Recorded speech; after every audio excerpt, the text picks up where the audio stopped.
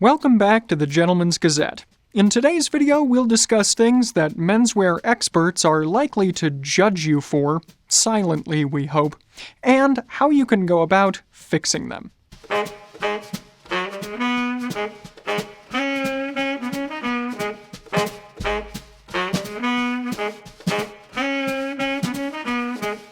Once you are firmly situated within the realm of classic menswear, you'll start to develop a sixth sense about the principles behind it. This extra knowledge can be a blessing, as you'll soon be able to develop stylish and cohesive outfits almost subconsciously that also go well with your own personal style. However, it can also be a curse, as you are more likely to notice when something just looks off about other people's outfits. Of course, our goal here at the Gentleman's Gazette is always to be encouraging, not judgmental. After all, everyone has to start somewhere on their menswear journey, and in today's dress-down world, even putting forth effort to look good at all is commendable. But with that said, there's no denying that some choices are just harder to look past than others. And while it is of course rude to say anything out in public, your typical menswear expert probably won't be able to avoid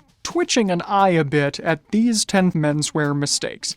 The good news is that all 10 of them have relatively easy fixes that will take your future outfits from ordinary to extraordinary. Before we begin today, though, we have already prepared many other videos covering the nuances of different dress codes, common menswear mistakes, how-tos for attaining excellent fit, and the skills of wearing certain more niche articles of clothing. And while these videos make for the perfect style foundations, today's video is going to pinpoint issues that you're likely to see on an almost daily basis. After all, the devil is in the details, especially for clothing enthusiasts. So, without any further ado then, here are these common menswear mistakes and how to fix them. First on our list today are polyester satin ties. Few articles of clothing conjure up memories of high school proms or first job interviews quite like the Poly-Satin tie. These ties are inexpensive to get hold of, and they can seem like a good attention grabber to the untrained eye. However, these ties actually grab attention for all of the wrong reasons. While they are bold, their overly shiny nature can be distracting, and their synthetic materials mean that they just don't hold a knot very well. Not to mention, they're likely to break down and bend out of shape over time, meaning they'll look even worse, especially if they're a poly-satin zipper tie. They're also commonly associated with those who only begrudgingly wear a suit and tie if they have to. However, this generally means that they have the paradoxical effect of sticking out like a sore thumb even when the wearer wants to remain unseen. The remedy here, then, is to invest in quality ties made from natural materials. Neckwear like this has a much more organic texture that can be alternately subtle or attention-grabbing depending on how you assemble the outfit around it. Plus, they're never going to look cheap. They're also going to hold up better over time and blend more organically with a wider array of outfits, meaning that it should be easy for you to assemble an essential tie rotation. And if you're wondering where to look for ties like these, we think the Fort Belvedere shop is a great starting point. But there are plenty of other great examples out there as well, and you can learn what the hallmarks of a quality tie are here. Number 2 on today's list, tiny shirt collars. As broader style trends are just starting to transition out of the super slim and skinny fit era, finally, we can now look back on some of the style trends that were all about making things as small as possible. And perhaps one of the worst offenders in this camp are anemic shirt collars. These are often, though not always, configured in a casual button-down style, and they're really not meant to be worn with a tie, as you'd have to jam one in there pretty tightly. Simply put though, these collars don't frame your face very well, and might even have some people asking if you were shopping in the boys department by accident. The solution to this problem, then, is finding a collar shape that does suit your face well. Everyone has a subtly different face shape, so it's important to find a collar style that's going to harmonize well with your own facial features. So, to discover what style will work best for you, you can take a look at this video. Our third item today is sloppy socks. Socks can often be the most overlooked part of an outfit, as they're generally only seen situationally, even in classic style. Unless, that is, you're a firm advocate of +4s. However, nothing ruins a polished look quite like slippery socks. While the lackluster material quality in cheaper pairs of socks is the chief reason why socks are going to slide down, it isn't the only reason this happens. Even higher-end socks are going to slide down over time if they're too short. The solution to this issue, then, is traditionally styled over-the-calf socks. This style was the default choice for men during the golden age of menswear and is easily the most functional. This is because over-the-calf socks, at least when they're properly elasticated, conform better to the muscles of your lower leg and will be less prone to have gravity pull them down over the course of the day. These types of socks are also readily available in the Fort Belvedere shop, but rest assured that you can find them from other manufacturers as well. Next up is number 4, tired knitwear. Part of the appeal of knitwear is that it's softer and more casual than most other tailored items. However, the line between casual cool and frumpy can be a thin one. The biggest downside to knitwear, then, is that over time it can wear down aggressively. This will lead to a garment that is saggy, threadbare, pilling, and generally unappealing.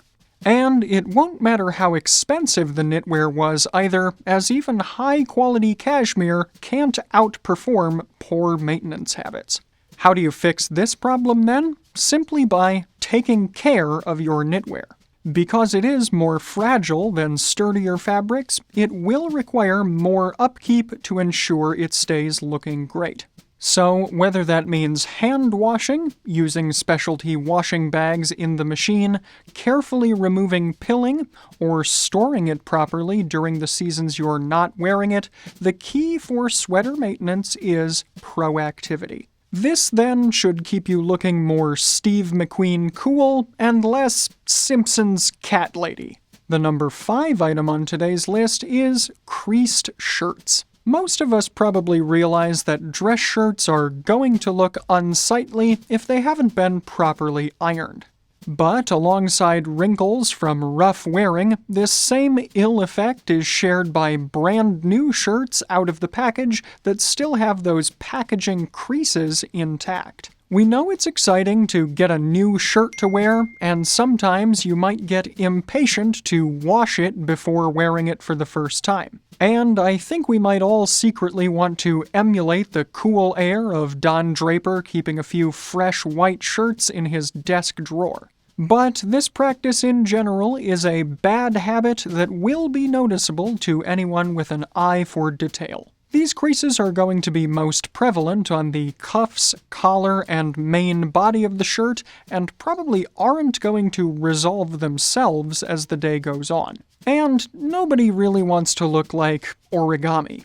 This should go without saying, of course, but aside from those packaging creases, regular wrinkles in your shirts aren't going to look great either. The best way to remedy this, then, is simply by ironing your shirts. Becoming skilled with an iron is something that takes a bit of practice, but our video on the subject should speed up that process for you exponentially. Number 6, poorly cared for shoes. Nothing breaks our hearts more here at Gentleman's Gazette than seeing a neglected pair of shoes. Shoes are truly an investment piece that set the literal foundation for your wardrobe. And even a smart-looking pair will be greatly cheapened if they aren't properly maintained.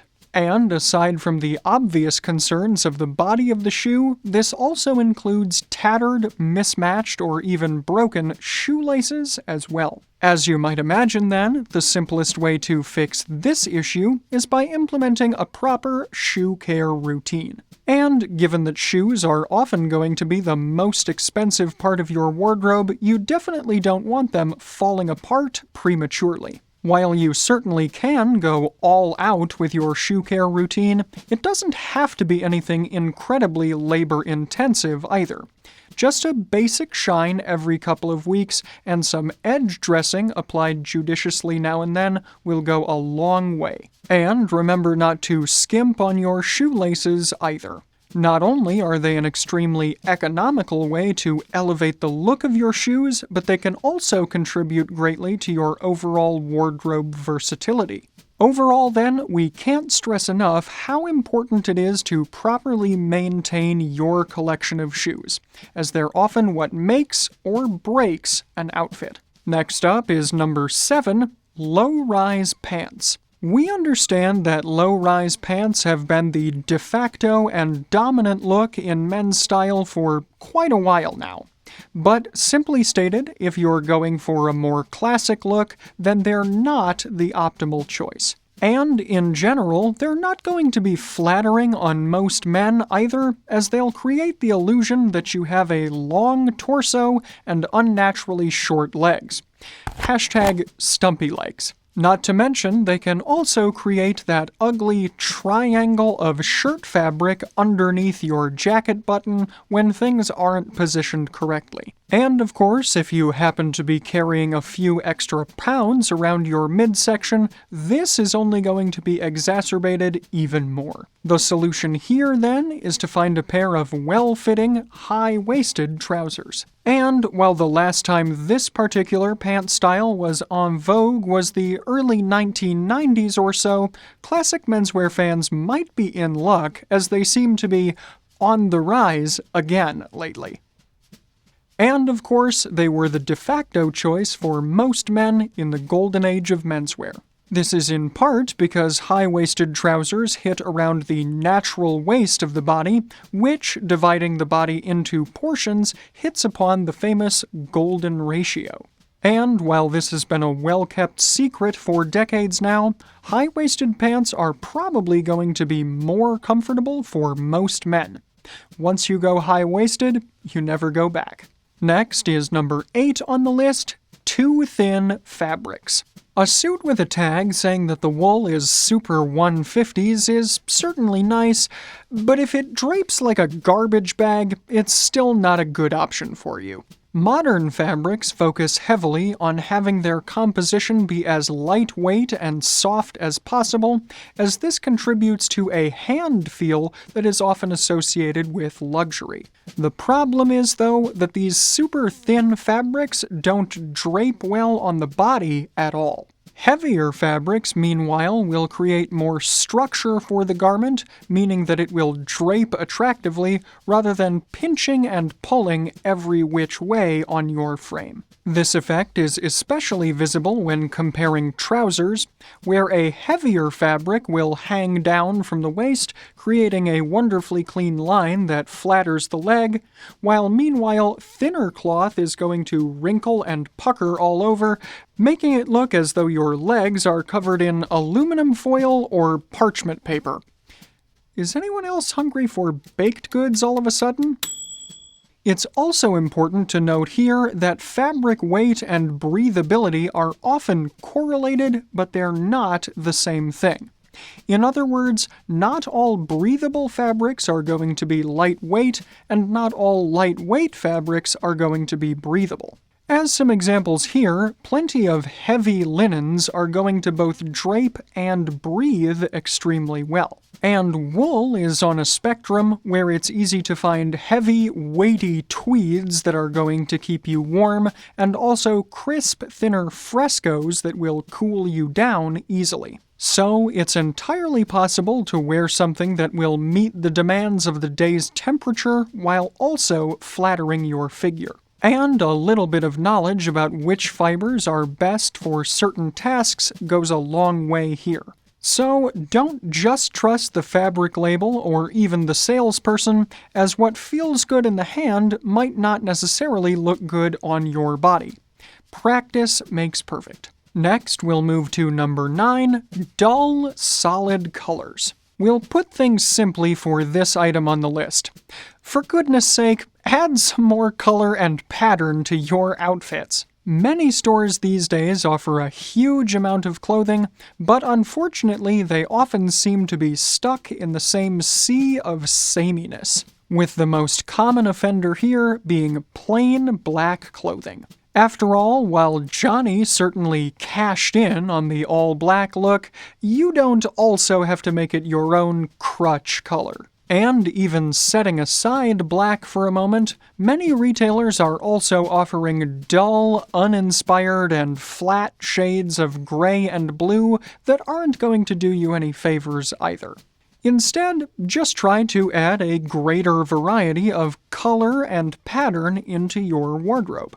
After all, one of the hallmarks of classic menswear is the ability to play with the nuances of pattern and texture. So, even if you do prefer solid colors in your looks, textures are still going to give you a unique edge that will differentiate from the dull, flat styles that many retailers offer today.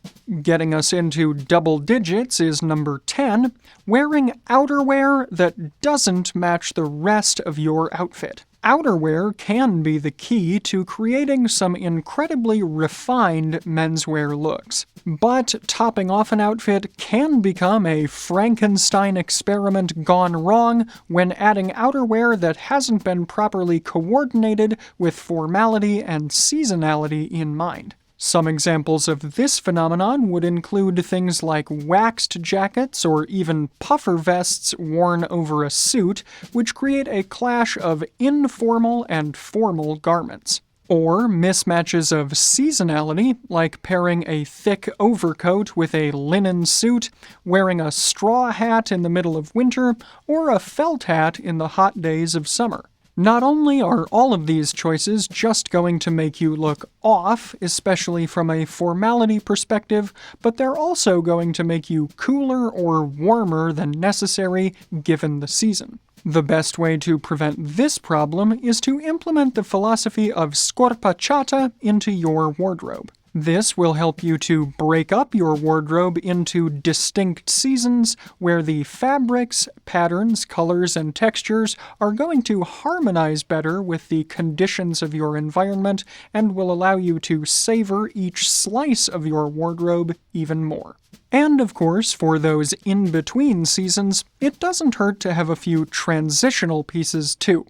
As an example here, an overcoat might be overkill in fall or spring, but a trench coat might not be. In conclusion then, while learning the basics of dressing well can be simple, it's mastering the nuances that will set you apart. And while it does come more easily to some people than others, these issues are, generally, easily mitigated. It just takes some self-reflection and a good knowledge base to understand what you're looking for, and, like any other skill, practice. And, as we've said many times before, we here at the Gentleman's Gazette are here to help you at every step along your own style journey. And for a bit of fun, if you've got any style pet peeves that you see others constantly committing, let us know in the comments below. But please, keep things light. In the meantime then, let's go over the outfit I'm wearing today and see if it clears the bar that we've set up. In today's video, I'm wearing a somewhat casual ensemble that works well for the warm weather that we're currently experiencing here in a Minnesota summer. The central element, of course, is my double-breasted sport coat in a light blue color with a subtle checked pattern and some texture in its weave.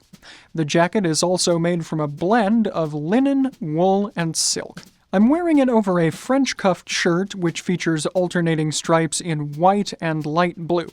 I've chosen not to wear a tie today to go for a more summery feel, but in the French cuffs I do have our gold-plated sterling silver eagle claw cufflinks from Fort Belvedere with blue lapis lazuli as the stone. My trousers are plain khaki colored, and while they are relatively lightweight, they do drape a bit better because I've got them situated on my natural waist using a pair of blue suspenders. My pocket square is a vintage model in light blue silk and featuring paisley patterns in blue and an orangish buff shade. My boutonniere and socks are also from Fort Belvedere. The boutonniere is an Edelweiss that features tones of off-white and blue, and the socks are a relatively new addition to our Fort Belvedere shop in khaki and blue shadow stripes. On my head, in the outdoor footage you're seeing, is my trusty coconut straw pork pie hat, good for summer, and underneath I've kept the casual feel going by leaving product out of my hair and letting my facial hair grow a bit.